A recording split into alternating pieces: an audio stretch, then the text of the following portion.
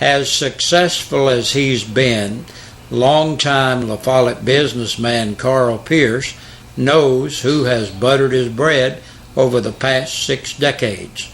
I've been blessed every way in the world by the good Lord. Anything I've ever made, I always give him the praise and glory, said Pierce, who celebrated his 88th birthday yesterday afternoon while surrounded by old friends and loyal customers at the family furniture store on Central Avenue.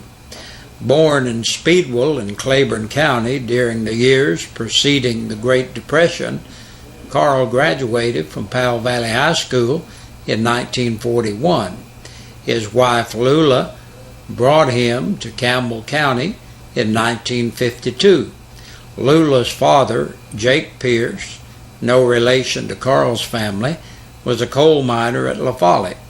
He had met her through the girlfriend of a friend who suggested they go on a double date to the movie theater in La Follette. The rest is history, as Carl and Lula married 2 days before Christmas in 1945. The next year, they moved to Middlesboro, Kentucky, where he began working at Montgomery Ward. A couple of years later, he decided to move to La Follette and go into business for himself. He hasn't looked back except to reminisce about the good old days. Carl borrowed $3,100 and his business partner, Sewell Watkins, to open their furniture store on Tennessee Avenue in La Follette on Friday, August 8, 1952. Their inventory on that day, nearly 61 years ago, included 4 refrigerators, 3 washing machines, 1 freezer, 5 sewing machines, and other assorted items. Unbeknownst to Carl, Watkins later sold his share of the business to a local dentist, Dr. Clyde Sharp. Then in 1961, Carl moved the furniture business out to a 20 by 50 foot storefront on Central Avenue. Pierce Furniture Gallery moved into its present building in 1999, which is right next door to the previous location. Carl's son, 59-year-old Ron, whom he groomed to take over the business, runs the show these days. However, Carl still comes to work every day just like he always has. He humbly thanks the Lord for his good fortune and being able to enjoy his work as well as the great friends he's met while doing it. I'm the oldest man I can think of in La Follette that's semi-active in business. Just love to come to work and talk to everyone, said Carl.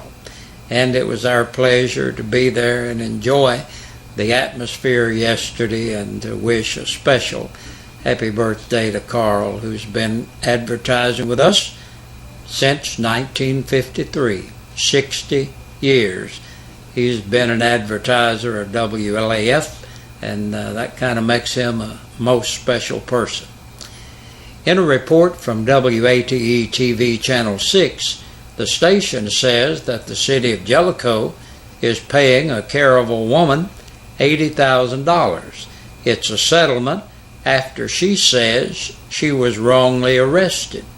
The lawsuit was filed against the city of Jellicoe and the Jellicoe Police Department by the owner of Caravel Pawn Shop. Owner Tina Gregg explains that we had a lady come in and wanted to sell us a bike. We took all the information that we needed and bought the bike from her, and that's how it got started. Later, she says, Assistant Chief J.J. Hatmaker from the Jellicoe Police Department came inquiring about the possibly stolen bike. It was for a case outside his jurisdiction. In Kentucky, Greg went ahead and sold the bike following all the rules and paperwork. Next thing, she was being charged with theft over the incident. For whatever reason, she believes she was targeted. Greg says she didn't know what his personal vendetta was against her, but he did make a statement to her employees saying that he was going to put me in my place. The case eventually went to court, where the charge against Greg was dismissed. Greg sums it up that she never thought there ever was a stolen motorcycle. It was a boyfriend-girlfriend bad breakup, she believes. So Tina Gregg and her lawyer sued the city of Jellicoe. They agreed to a settlement of $80,000. Assistant Police Chief Hatmaker has responded saying the city of Jellicoe has denied all wrongdoing.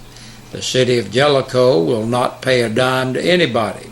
The city's insurance company has settled with the family.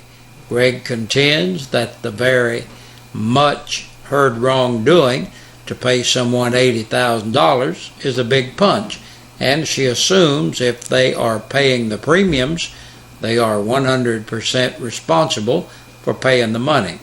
She says what happened to her is a lesson to anyone being intimidated by an authority figure. Tina Gregg's next step is opening up a new, larger pawn shop. It's going to be called Tina's Mega Pawn, and she's hoping it'll be the largest one in East Tennessee. Just before midnight, a Lake City woman died in a single vehicle car wreck on I-75. Tennessee Highway Patrol Trooper Anthony Lay outlines in his report to WLAF that 23-year-old Christina Nelson was killed instantly when she was ejected from her 2000 Nissan Altima. He goes on to say that Nelson, who was alone, was not wearing a seat belt when her car left the interstate, traveled through the median, and flipped 3 times. Trooper Lay says using a seat belt would have made a difference. Nelson was headed southbound in the left lane about a mile south of the Clinton Norris exit when her car traveled off the road. And tonight is free meal at 6 o'clock at the Fincastle Methodist Church in the Fellowship Hall. You are invited. And that's our news for this Thursday. We'll be back with a press release from the Sheriff's Department. 4 people were booked into the Campbell County Jail in the past 24 hours. Miranda Nicole Adams, 28, of Longmire Road in Clinton, for violation of probation. 28-year-old Stanley Preston Meredith of Kimberly Lane in Duff for aggravated assault by domestic violence. Charles Clayton Roberts, 32, of Sunshine Circle of Follett for theft of property under $500. And last today, 26-year-old Michael Christopher Savage of Del Rio Lane in La Follette on a capious bench warrant. And that's a look at what's happening today. Thank you for joining us, and stay with us, and be sure to join us back here tomorrow for the end of the week edition of the news. We sing happy birthday to you, and may all your dreams come true. Happy, happy birthday. Oh, this is your birthday song. Oh, celebration all night long. Oh, may all you... Hey, Big Josh with you once again on this Thursday afternoon, looking at our birthday and anniversaries. Our birthday and anniversary club is brought to you by your friends here at WLAF and Eastside Pizza and Deli. They're located in the Food Line Shopping Center. Our birthdays today: Chris Martin celebrates. Happy birthday to you, Chris. And Nola Killian is celebrating a birthday today. Happy birthday, Nola. Now, if you're celebrating your birthday today or your anniversary, we want you to have a super day. But remember, the only way that you can qualify to be in the drawing that we'll have tomorrow and each Friday is if we have your name on our list, and you could be eligible to win a birthday dinner for two or an anniversary dinner for two from your friends here at WLAF and East Side Pizza and Deli. Hey, I got to get out of here and make way for the sheriff. See ya.